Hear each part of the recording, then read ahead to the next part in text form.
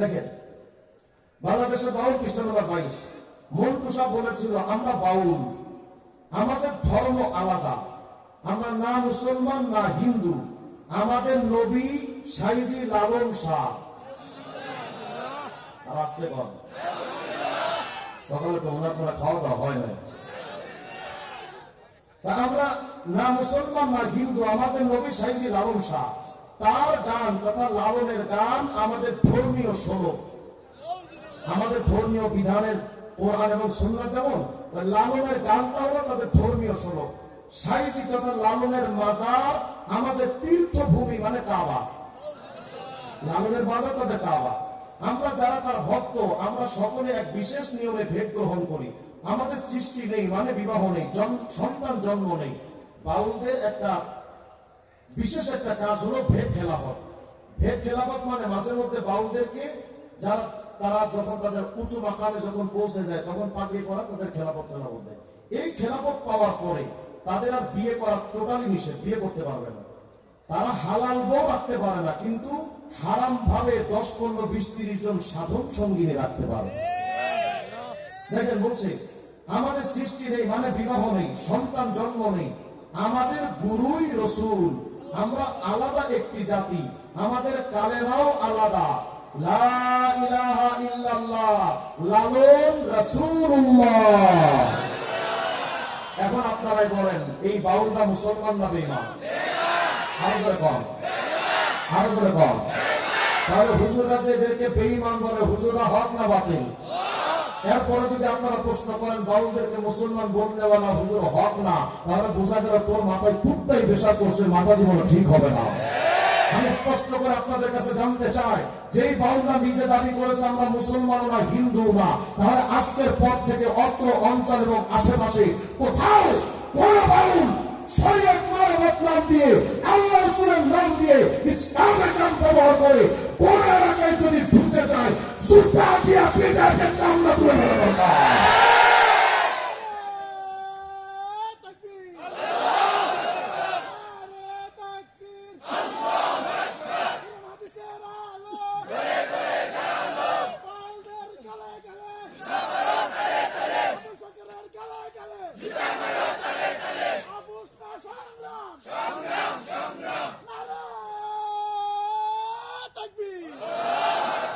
যখন আমাদের ওলামায়ে কেরাম বাউলদের ব্যাপারে কথা বললেন, এই যে আবুল সরকার একটা প্রশ্ন তুলেছেন, আমরা যেগুলো জবাব আগে দিয়েছি, নতুন করে দেওয়ার দরকার নাই।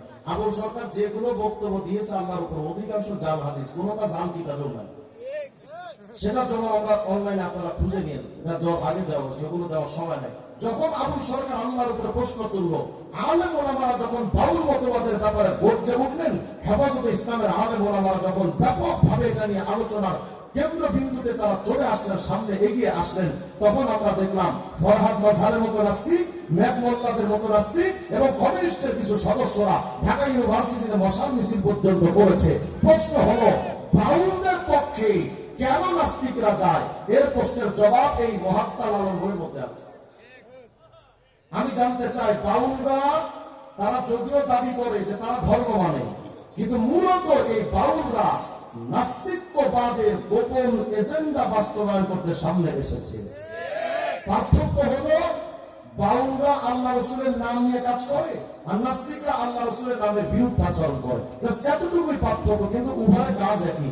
আমি আপনাদের কাছে জানতে চাই, নাস্তিকরা কোনো ধর্ম মানে না, বরং তারা এই সমাজকে অধার্মিক রাষ্ট্র বানানোর জন্য, ধর্মহীনতা, সেকুলারিজম প্রতিষ্ঠা করার জন্য তাদের মূল আদর্শ এবং চেতনা, তারা এই সমাজ থেকে ধর্ম উঠিয়ে দিতে চায়। আপনি আশ্চর্য হবেন, এই মহাত্মা লালন বইয়ের 118 নম্বর পৃষ্ঠার মধ্যে লালনের একটা গান লেখা আছে। গান লালন লিখেছে, জাত না গেলে পাইনে হরি, কিছার জাতের গৌরব করি, সুষ্ণে বলিয়ে লালন কয় জাত হাতে পেলে, জাত মানে ধর্ম, লালন কয় জাত হাতে পেলে পুরাতন আগুন দিয়ে। তাহলে যেই বাউলদের সম্রাট লালন ধর্মকে হাতে পেলে আগুন দিয়ে পুরানোর সংগ্রামের ফিকির ছিল, সেই লালনের অনুসারী বাউলরা পশ্চিম কালে কোন ধর্মের মানুষ হতে পারে। তাহলে এদের সাথে নাস্তিকবাদের যে গোপন আতা, এর বাস্তবতার কারণেই বাউলদের পক্ষে নাস্তিকরা সামনে এগিয়ে যায়। মাঝে মধ্যে ফরহাদ মাজার এমন ভাব নেয়, মনে হয় যেন ও বাংলাদেশের ওই বাপ, ওই মা, ওই খালু, ওই দাদা, ওই মা, ওই একাই সব। ও ঘোষণা দিয়েছিল আবুল সরকারের পক্ষে মানিকগঞ্জে যাবে। আমি মানিকগঞ্জে হেফাজতে ইসলামের পক্ষ থেকে আয়োজন হয়েছিল, 22 মিনিট বক্তব্য দিয়েছিলাম আমি সেই বিজয় মেলা মাঠে। আমি স্পষ্ট করে চ্যালেঞ্জ করেছিলাম যে ফরহাদ মাঝার, তুমি মাঝে মধ্যে এমন ভাব নাও যে তুমি মানিকগঞ্জে এসে বিরাট কিছু উৎখাত করে ফেলবা। তা আমরা চ্যালেঞ্জ করলাম, তোর পাপের ক্ষমতা থাকবে তোর 14 গোষ্ঠী সহ মানিকগঞ্জে আয়, খুবই খুলে করে পিটানো হবে। আপনারা যদি জাগ্রত হন, আমার রাসূলের ইসলাম, আমার শরীয়ত আমার থেকে উঠায়া দিবে, আর মুসলমান চুপচাপ বসে থাকবে, এটা হতে পারে না। প্রশ্ন থাকবেন তো ইনশাআল্লাহ? পুরো এলাকায় যদি হিজবুত তাওহীদ, কাদিয়ানী, শিয়া, ফরহাদ মাঝাররা, বাউল সম্প্রদায়, খণ্ডপীর, মাজার পূজারী কোন এলাকায় যদি ঢুকে যায়, ইসলামের পাহারাদার হিসেবে প্রস্তুত থাকতে পারবেন তো ইনশাআল্লাহ? আমার রাসূলের শরীয়ত ছাড়া আমাদের কোনো উপায় আছে? উপায় আছে আমাদের? অথচ আমরা সেই শরীয়ত থেকে আমরা দূরে সরে গেছি।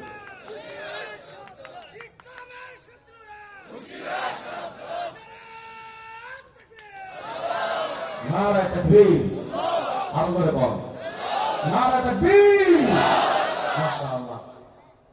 আমাদের বাংলাদেশের বর্তমান সময়ের এক সূর্য সন্তান, আবার আমাদের 16 কোটি মুসলমানের রত্ন, এটা আমাদের গর্ব।